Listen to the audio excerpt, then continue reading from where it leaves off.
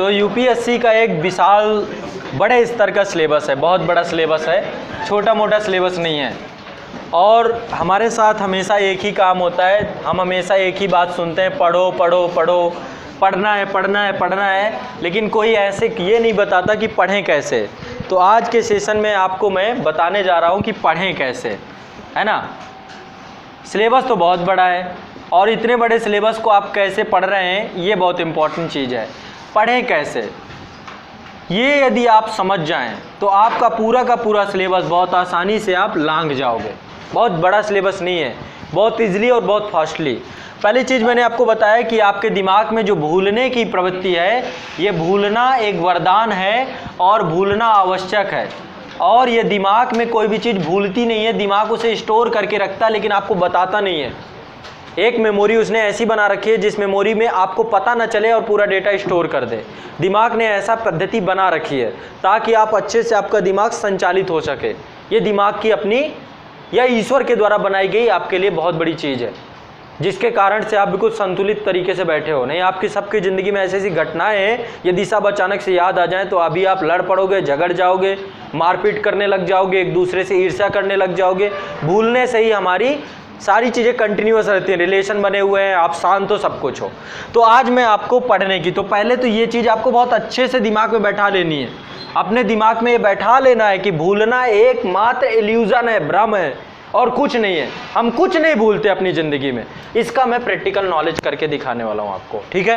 पहला काम आपको, ये आपके पास बुक चाहिए मुझे, सबके पास है बुक, सबके पास, जिसके जो उठाइए अपनी अपनी बुक, सबके पास है ना। किसी पास ना हो तो क्यों नहीं है? हाँ, बहुत सारी चीज़ें ज़िंदगी में ध्यान नहीं रहती। किसी के पास हो तो एक दे दीजिए आपस में, किसी के पास हो एक अतिरिक्त बुक हो तो ले लीजिए। सबके पास अब बुक होनी चाहिए बस, ताकि मैं जो प्रैक्टिस कराने जा रहा हूँ उस प्रैक्टिस में करना क्या है। देखो, प्रैक्टिस बड़ी आसान है। प्रैक्टिस में आपको एक रूल बनाना है, इसको बोलते हैं रीडिंग स्किल। एक रूल बनाना है, आज से रूल को दिमाग में बैठा लो। कुछ दिन दिक्कत आएगी, लेकिन यदि ये स्किल आप सीख गए तो मज़ा आ जाएगी, बहुत मज़ा आ जाएगी। दिमाग में आपको सबसे पहली चीज़ की कोई भी चीज़ पढ़ रहे हो तो फीड हो रही है, ये दिमाग में बैठ रहा है। ये आपको बैठा लेना है कि जो भी मैं पढ़ता हूँ वो मुझे याद हो जाता है, ये दिमाग को मैसेज देते रहना है। दरअसल क्या होता है ना, यदि एक झूठ को 100 बार यदि बोला जाए तो वो बात सत्य हो जाती है। एक प्रोपेगेंडा लगातार फैलाया जाए तो बार बार सत्य हो जाती है। आप अपने ब्रेन को इतनी बार बोल चुके हो कि जो भी तुम पढ़ते हो भूल जाता है, जो भी तुम पढ़ते हो भूल जाता है, या फिर आपके घर वालों ने, आपके टीचर्स ने, आपके आसपास के लोगों ने, तो दिमाग को बैठ गई है ये बात कि आप जो भी कहते हो वो भूल जाता है। उसके दिमाग में प्रोपेगेंडा भर गया है, दुष्प्रचार भर गया है। अब वो करे क्या? अब उस दुष्प्रचार को आपको तोड़ना है। अब उम्र आपकी चेंज हो चुकी है, आप समझदार बन चुके हैं, आपके पास सिलेबस बहुत ज़्यादा है, नहीं तो आप बहुत परेशान हो जाएंगे। कम समय में पूरा सिलेबस आपको पढ़ना है। एक चीज़ और बता देता हूँ, दूसरी बात और ध्यान रखिएगा, एग्जाम में बिना पढ़ के जाने से अच्छा है पढ़ के जाएं। बिना पढ़े पहुँचने से अच्छा है एग्जाम हॉल पे कि पढ़ के जाना चाहिए।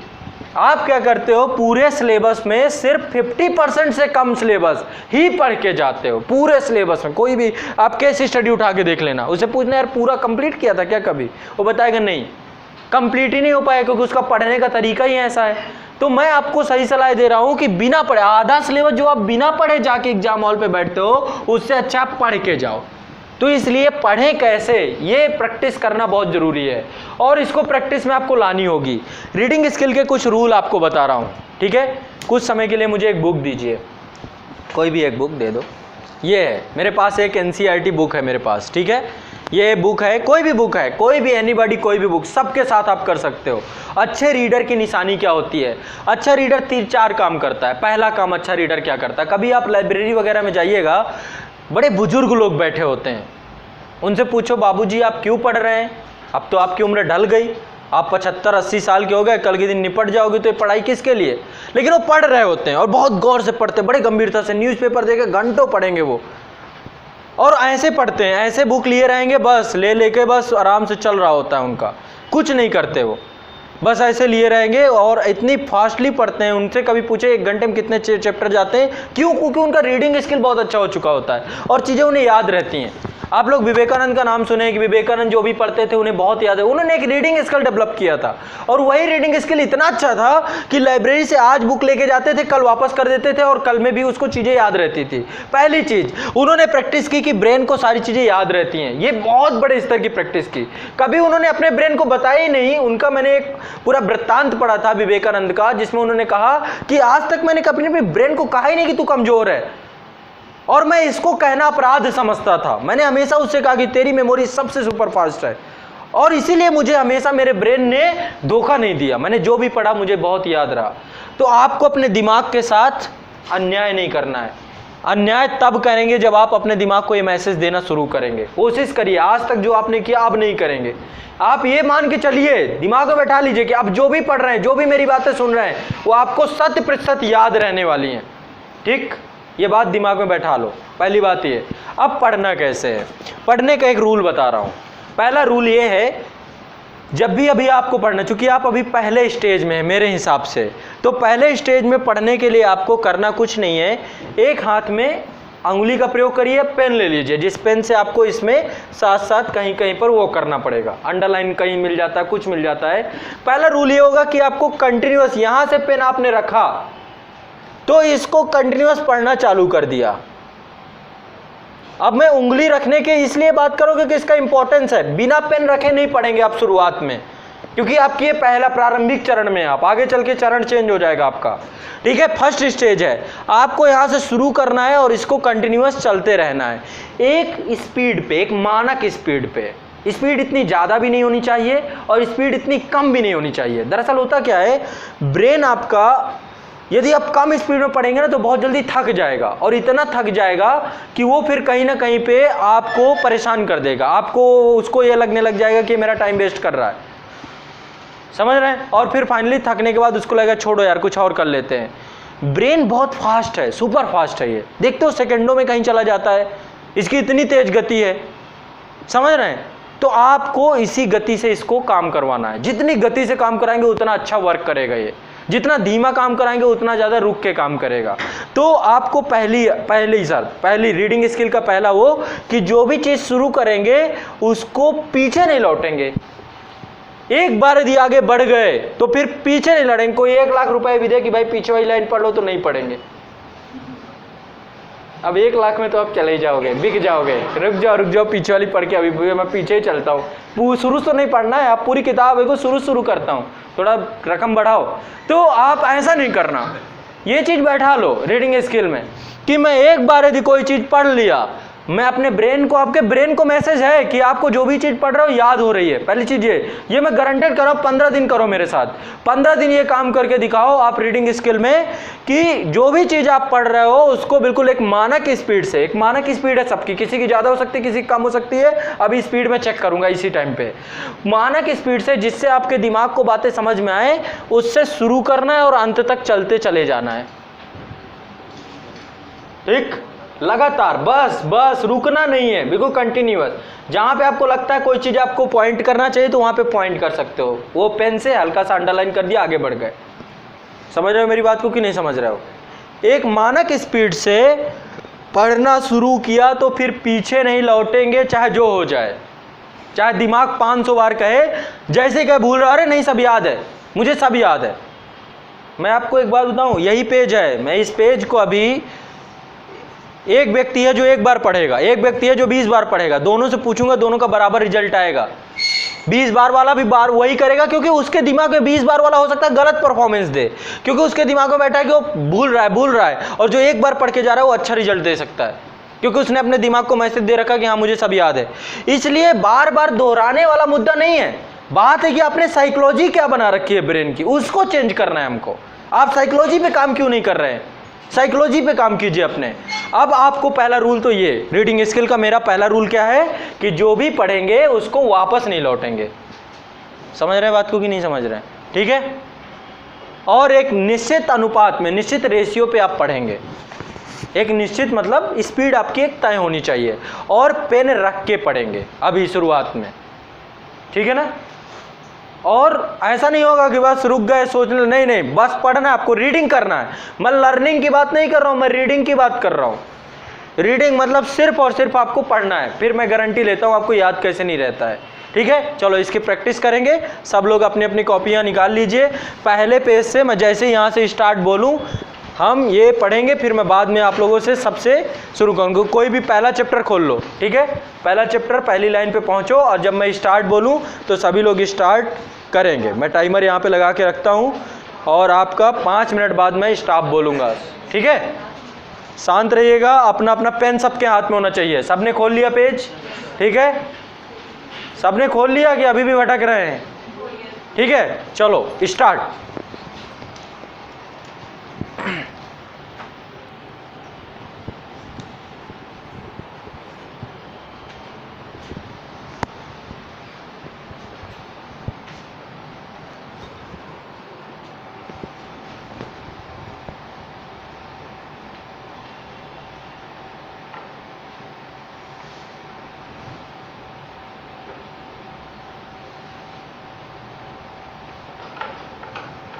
स्टॉप। वहीं पर टिक मार दीजिए जहाँ जहाँ पे आपने छोड़ा है, वहीं पे टिक मारिए। जहाँ पे आपने अभी पढ़ के जहाँ पे हुआ वहाँ पे टिक मार दीजिए। सभी लोग टिक कर दें वहाँ पे। आपके साथ क्या दिक्कत थी? पेन नहीं चला रही थी आप? रूल पे तोड़ोगे तो फिर कुछ नहीं होगा। मेरी कोई जिम्मेदारी नहीं है, काम नहीं करेगा ये। पहला रूल था, कोई पीछे तो नहीं लौटा? ठीक है, सब आगे बढ़े सीधा। ठीक है, सब आगे बढ़े। चलो अब काउंट करो कितनी कितनी लाइनें आप लोगों ने पढ़ी। ये काउंट करिए एक एक सारी लाइनें किसके पास कितनी है।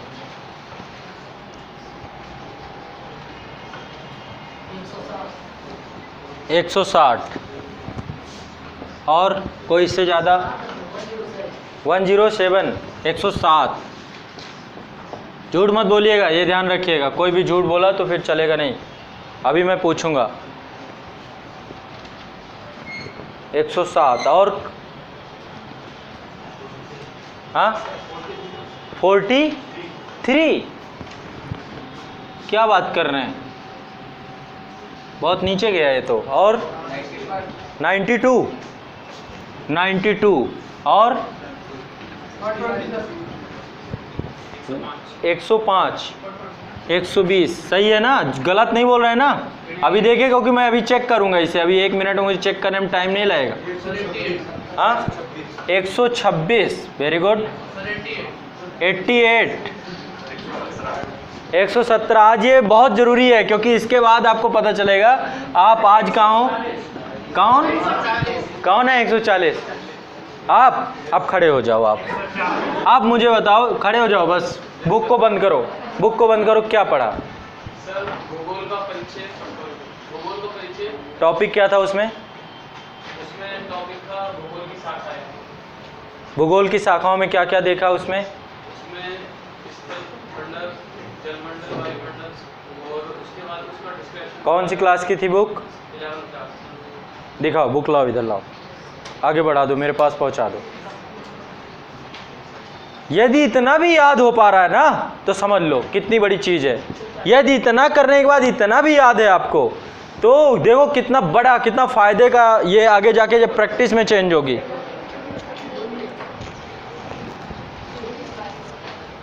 अब आपसे पूछूंगा मैं कितना क्या याद है ये, क्योंकि सबसे हाई स्कोर गया है। ठीक है, तो हाई स्कोर के साथ बनता है कि उससे कुछ पूछा जाए।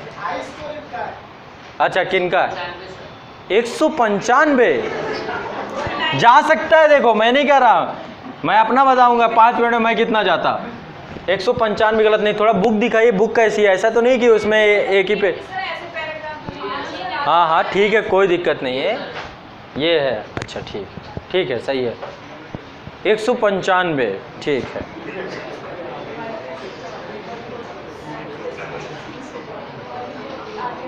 क्या बता रहे थे? स्थल मंडल, जल मंडल, ये सब क्या बता रहे थे आप?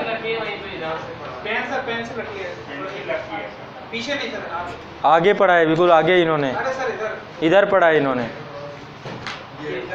यहाँ से पढ़ा है आपने, यहाँ से शुरू किया है। अच्छा, इसमें आप बता रहे हैं कि 140 है? सर इससे पहले से पढ़ा है। इसके यहाँ से पढ़ा है आपने? वहाँ पे पेंसिल लगी है जहाँ पे। अच्छा, जलवायु विज्ञान, ये वाला टॉपिक है।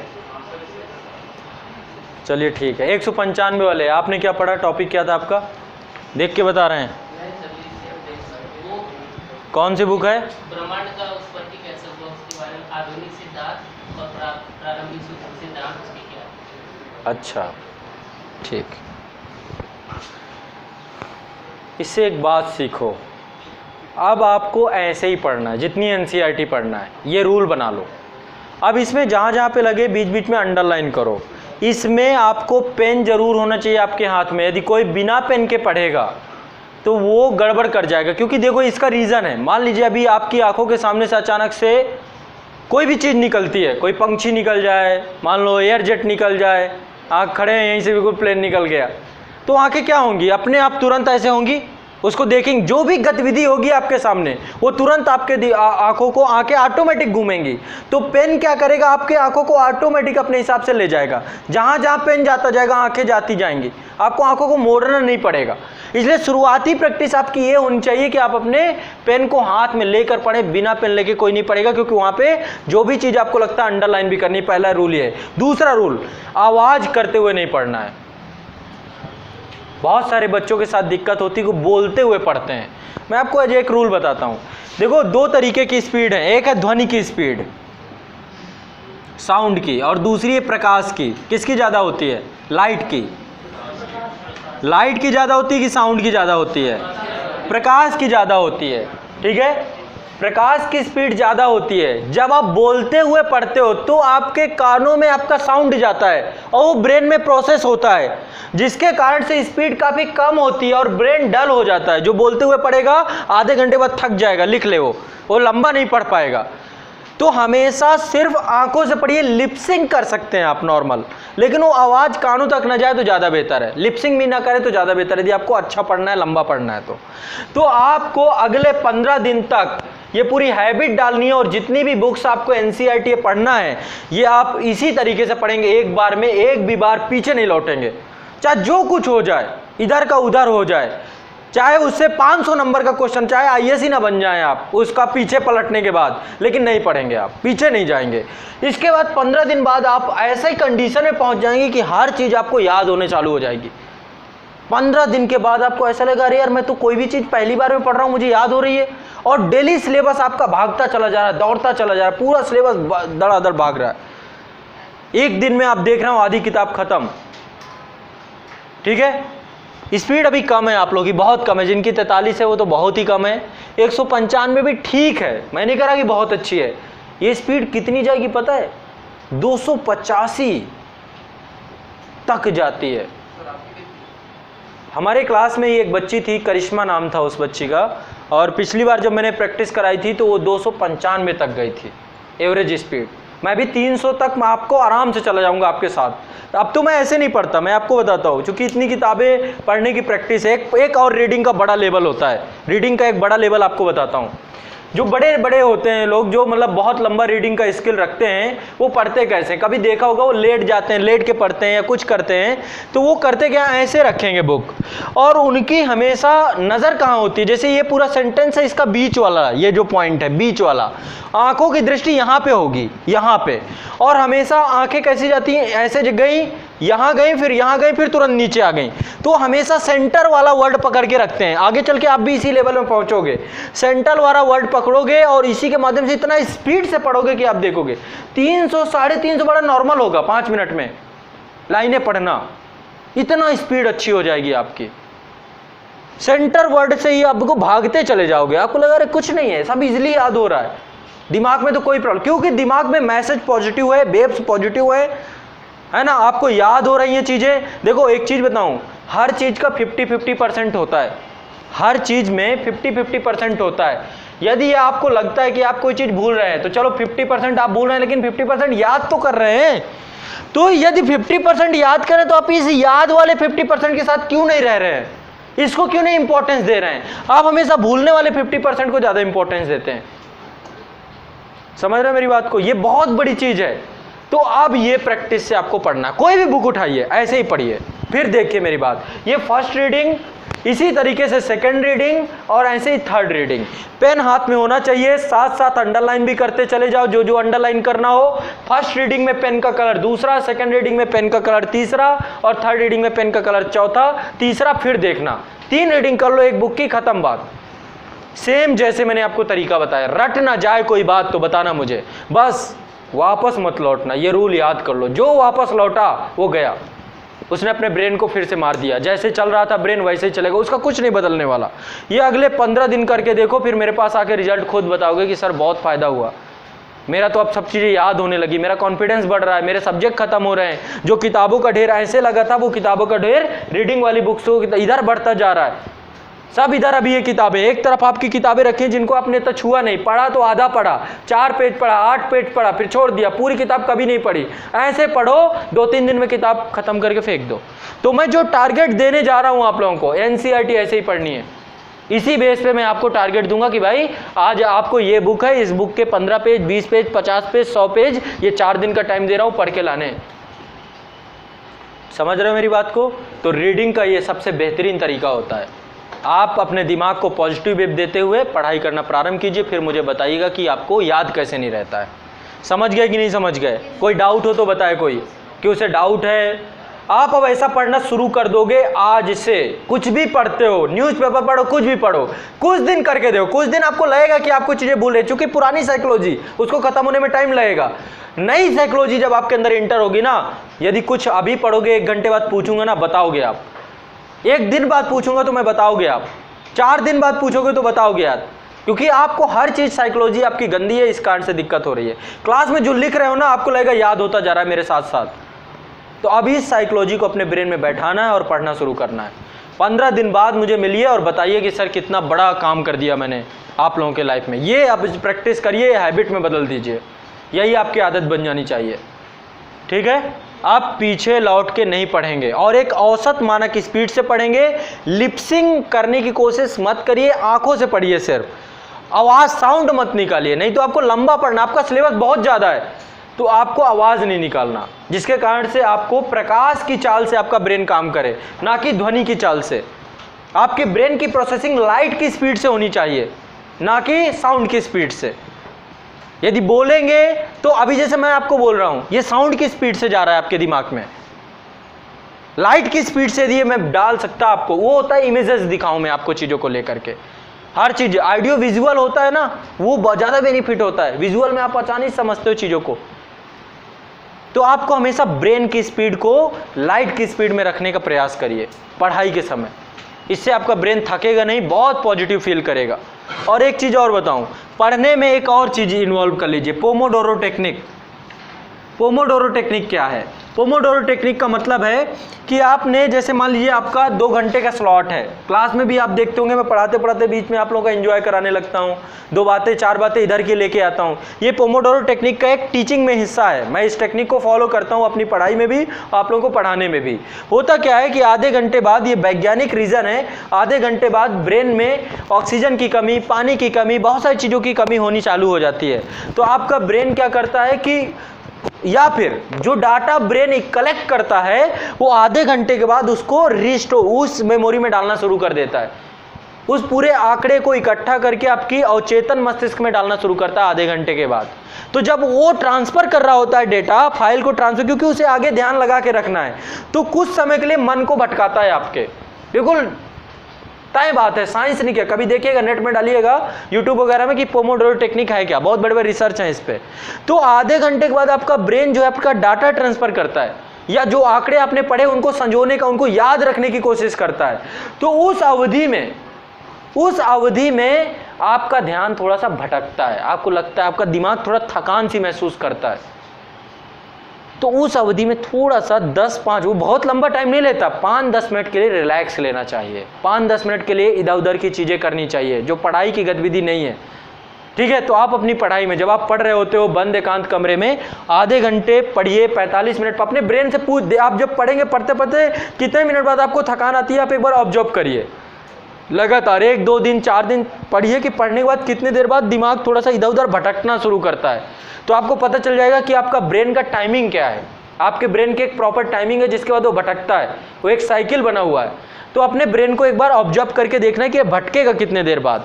तो जब ये टाइमिंग आपको पता चल जाएगी तो उस टाइमिंग के बाद ऑटोमेटिक पढ़ाई को छोड़ दीजिए, 5 मिनट के लिए, 6 मिनट के लिए, 10 मिनट के लिए, और उस अवधि में 3-4 काम कर लीजिए। पहला काम क्या कर सकते हैं, उस अवधि में जैसे क्लास है तो क्लास में तो मेरा काम है, टीचर खड़ा है वो पढ़ा रहा है, उसका काम होता है कि ये इसी को बोलते हैं एक अच्छी टीचिंग स्किल आपका, ताकि बच्चों के दिमाग को आप पकड़ के रखें, उनके दिमाग को इधर उधर डिस्टर्ब ना होने दें।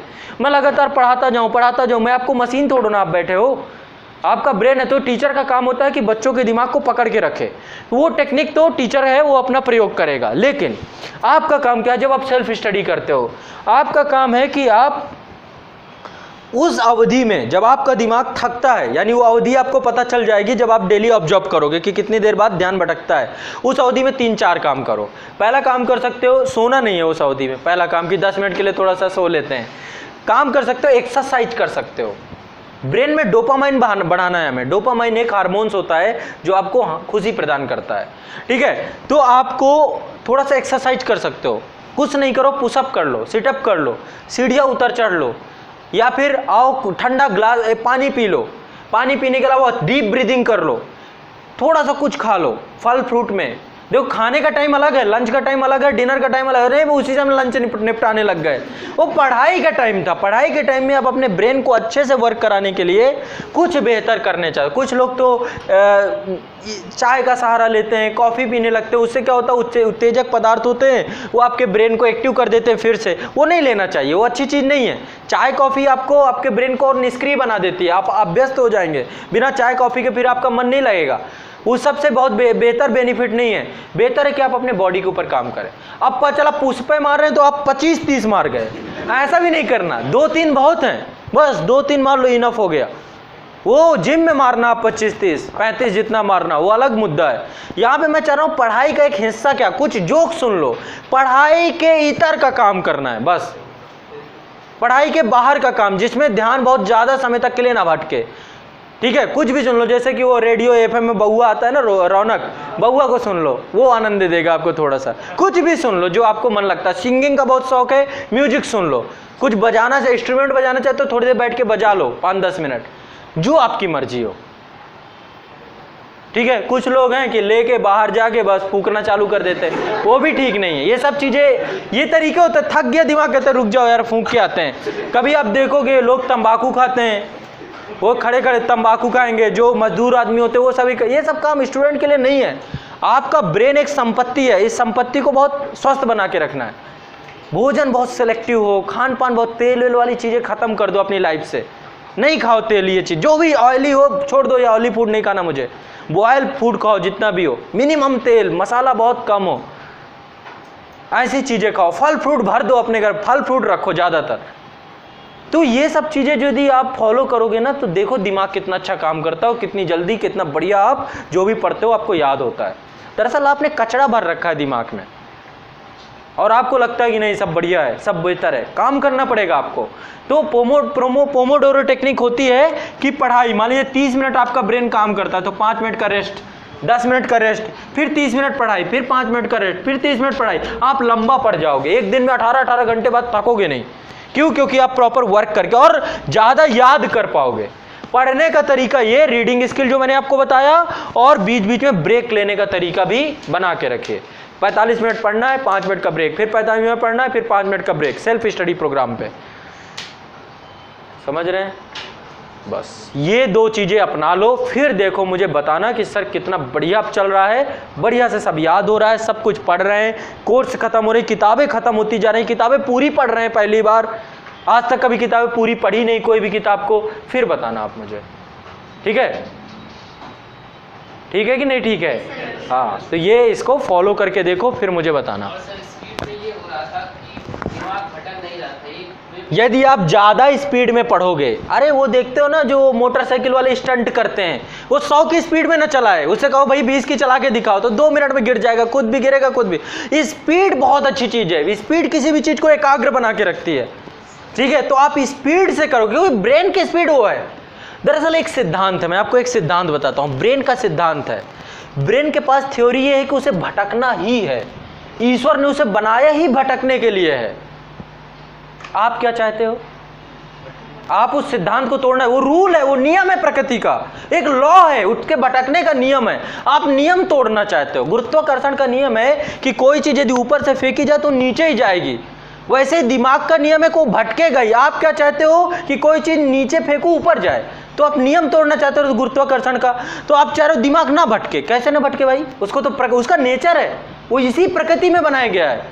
आप उसके नेचर के साथ खिलवाड़ करना चाहते हो तो उसको भगाओ ना।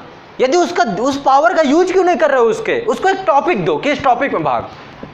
पकड़ा दो जलवायु विज्ञान की, भाग भाई, मैं भी पढ़ रहा हूं तुम भी भाग। उसको कोई टॉपिक पकड़ा दो, 1857 की क्रांति पकड़ा दिया, भागो भाई, कहां तक भाग सकते हो। ठीक है, अब वो टॉपिक है आपके पास, भगाए चलो चलो, कितना और तेज भागो, और तेज भागेगा। उसका मन, उसको वो खुश हो जाएगा आपसे, क्या मालिक मिला है मुझे, है ना, पूरे सिद्धांत का फायदा उठा रहा है। तो आप ऐसे यूज करोगे ब्रेन का तो फायदा होगा। आप क्या चाहते हो, ये भटके ना, ये उधर उधर ना जाए, ये कहाँ जा रहा है, ये उसको भाई आपने कुछ बताया नहीं तो जाएगा कहाँ, वो कहीं भी जाएगा। उसको आपको निर्देशित डायरेक्ट करना पड़ेगा ना कि कहाँ जाना है बेटा तुमको। उसको कुछ बता सता रहे नहीं हो, मर्जी से जबरदस्ती कहीं और ले जा रहे हो, उसका मन कहीं और लगा है। ठीक है, इसीलिए कहता हूं पहले ध्यान हटाओ फिर ध्यान लगाओ, तब जाके आपका ब्रेन आपके नियंत्रण में आ जाएगा 1 मिनट में। मैं सुबह सुबह इतना एक्साइटेड होता हूं आप लोगों को पढ़ाने के लिए कि लगता है कितनी जल्दी पहुंचूं, कितनी जल्दी क्लास पहुंचूं, कितनी जल्दी क्लास पहुंचूं। ये सिर्फ होता है क्योंकि ब्रेन को मैंने एक डायरेक्शन दे रखी है, आज जाना है क्लास में, बहुत अच्छा पढ़ा के आना है, मजा आ जाए आज पढ़ा के जाने के बाद। तो वो क्या होता है, ब्रेन एक्साइटेड होता है, हाँ क्लास चलना है, हाँ क्लास चलना है, वो चिल्लाता रहता है मुझे क्लास चलना है। छोटे क्लास में क्या होता था, बचपन में मैंने इस साइकोलॉजी को बहुत अच्छे से सीखा। बचपन में क्या होता था, क्लास जाना एक बड़ी कठिन चीज मानते थे हम लोग, और स्कूल कभी रेगुलर नहीं जाते थे। 4 दिन बाद मम्मी को पेट दर्द सबसे ज्यादा होता था उस दौरान, बुखार तो पकड़ लिया जाता था, तुरंत हाथ पकड़ा, देखा गर्म नहीं है शरीर, पेट दर्द नहीं पकड़ सकता कोई भी, दिमाग का दर्द कोई नहीं पकड़ सकता, डॉक्टर भी नहीं पकड़ सकता, डॉक्टर चाहे जितना सातिर हो। पेट का दर्द डॉक्टर बता देगा कि इसको हो रहा है कि नहीं हो रहा, कहेगा बेटा कुछ है तो नहीं, बोले कुछ खाए तो कुछ ना कुछ। तो हम लोग ये बहाने ढूंढते थे। तो ब्रेन को चूंकि हमने स्कूल को एक ऐसा भयावह चीज बना दी थी कि ब्रेन हमेशा उस चीज से भागता था। आपको चीजों को अट्रैक्टिव बनाना है। आप जैसे इंग्लिश से भागते हो, किसी भी चीज से, मैथ से भागते रहे हो, फिजिक्स केमिस्ट्री से भागते रहे हो, जिस चीज से भागते रहो वही चीज आपको अरोचक लग गई, आज इतिहास से भागना चालू करोगे, कब तक भागते रहोगे। आपको ब्रेन में पावर अपनी ऐसी बनानी होगी कि जो भी मिले उसको आपको बेहतर बना दे। इसलिए उसको कहो इस डायरेक्शन में भागना है बेटा, उसे जब डायरेक्शन दे दोगे फिर वो एक्साइटेड होके भागेगा कि चलो मैं भाग के दिखाता हूं कितना भागूंगा। तो ब्रेन को एक पर्टिकुलर डायरेक्शन दो, निर्देशक बन जाओ उसके, बिना डायरेक्शन के वो कहीं भी भागेगा, आपसे पूछ के थोड़ा ना भागेगा, वो तो उसका सिद्धांत है, उसको भागना है, जिधर पा जाएगा उधर भागेगा। समझ रहे हो, जैसे आप मुझे कोई बात छोटी सी कह दोगे ना तो बस दिमाग उधर ही भागने लग जाएगा, फिर मुझे उसे डायरेक्ट करने पड़ेगा, नहीं बेटा अभी 1 घंटे इधर भाग लेते फिर उधर चलेंगे। ऐसा नहीं कि उसको कहो कि 24 घंटे एक ही दिशा में भागना है, नहीं भाई, उसको एक टाइम दो कि आधे घंटे टॉपिक में भागने के बाद तुम्हारे मन से पूछेंगे कहाँ चलना है। तो यही इसी को पोमोडोरो टेक्निक, 30 मिनट पढ़ो फिर दिमाग को भटकाओ, फिर 30 मिनट पढ़ो फिर दिमाग को दूसरी दिशा में कि अच्छा तुम्हें म्यूजिक सुनना था ना, चलो अब सुनाता हूँ। तुम उस समय म्यूजिक की तरफ भाग रहे थे, अरे अरे लो 5 मिनट म्यूजिक सुन लो। तो वो आपको उसको वो आनंद भी देते जाना, अच्छा चलो 5 मिनट कर लिया, अब चलो 30 मिनट और पढ़ते हैं। ऐसे करके इसको बच्चे की तरह खिलाते हुए प्यार से, बच्चे को कितना जल्दी बेवकूफ़ बनाते हैं हम, बच्चे को हम बहुत बेवकूफ़ बना देते हैं, चाहिए कुछ और होता है, मुद्दा ही कुछ, पूरा मुद्दा ही भटका देते हैं उसका, है ना। कहीं उसको बताने लग जाएंगे, देखो देखो वो क्या है, वो भी बेचारा डर जाता है कि अरे क्या आ गया, है कुछ नहीं उधर। ऐसे इसके साथ खेलना है, ये बहुत आसान चीज़ है, बहुत साधारण चीज़ है हमारे दिमाग। लेकिन रीज़न ये हो गया कि हम लोग अब इन चीज़ों को, कभी कोई सिखाता नहीं है इन चीज़ों को हैंडल करना। लोग दुनिया भर की चीज़ें करें, मेडिटेशन करो, योगा करो, अरे योगा करें कैसे ये तो बता दो, हर चीज़ का तरीका है। किसी दिन एक सेशन लूँगा मैं मेडिटेशन के ऊपर, आप लोगों को ध्यान के ऊपर, ध्यान हटाना कैसे, लगाना कैसे, और मैं इतना इजी तरीका बताऊंगा ना। अभी आप बैठो, बैठे बैठे योगा कर रहे हो, ध्यान कर रहे हो, बैठे बैठे कोई कुछ प्रक्रिया नहीं किए बिना आपका ध्यान हो रहा है। आपको पर्टिकुलर ध्यान का मतलब क्या है, ध्यान का मतलब विचारों के प्रवाह का रुक जाना, ये ध्यान कहलाता है। दिमाग में बहुत सारे विचार चल रहे हो तो आप ध्यान की अवस्था में नहीं होते हो। तो दिमाग में एक दिशा में प्रवाहमय करना, या विचार शून्य हो जाना, जीरो, एक भी थॉट ना रह जाए। थॉटलेट स्टेज जो होती है ना, आपकी स्टेट होती है, वो आपका ध्यान कहलाता है, मेडिटेशन कहलाता है। तो ये सब चीज़ें सीखनी पड़ती हैं, प्रैक्टिस की चीज़ें। आप फिर देखो क्या मज़ा है, जीवन के आनंद को भोगोगे आप। जो चीज़ें कठिन लग रही हैं आसान लगनी चालू हो जाएंगी। जो पढ़ाई बड़ी कठिन चीज़ लग रही है, जो बड़ा से दूर सिलेक्शन लग रहा है, सब इजी हो जाए। ठीक है, तो आज से पढ़ें कैसे, ये प्रक्रिया को अपने ऊपर फॉलो करना है, लागू करना है। जो मैंने तरीका बताया कि एक बार शुरू करना है तो वापस नहीं लौटेंगे, चाहे जो हो जाए, प्रण कर लो। ठीक है, यहीं से मैं सेशन को समाप्त करता हूँ। अब आपका ज्योग्राफी